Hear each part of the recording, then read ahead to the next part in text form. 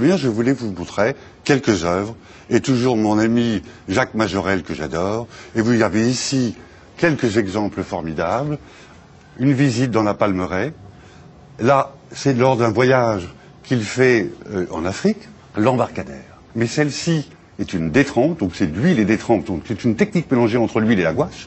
Et ici, vous avez une peinture à l'huile, mais très délayée, pour donner cet aspect de légèreté.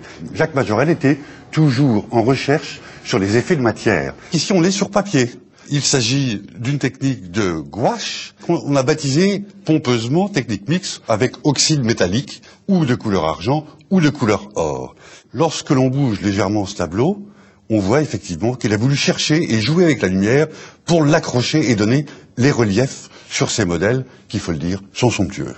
Et puis, le 23 juin, un chef-d'œuvre d'une rareté insigne, qui est une relique formidable de 514 de l'Hégire, donc du XIIe siècle, très exactement de 1120.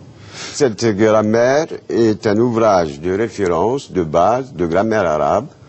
La plus ancienne copie au monde que l'on connaisse, c'est celle-là. Elle vient d'Andalousie, dans sa reliure d'origine, dans son jus d'origine, on peut dire. Les livres arabes, manuscrits ou livres, s'ouvrent de droite à gauche. Ça, c'est le début du livre. On voit la reliure en tissu. C'est de l'encre. C'est une écriture andalouse, caractéristique. La dernière page qu'on appelle le colophon, donc où il y a la date de la calligraphie du manuscrit, il y a le nom d'un des tout premiers possesseurs, qui est dans la dernière ligne à gauche, et qui s'appelle Mohammed ibn Ali ibn Abil Majd al-Andalusi.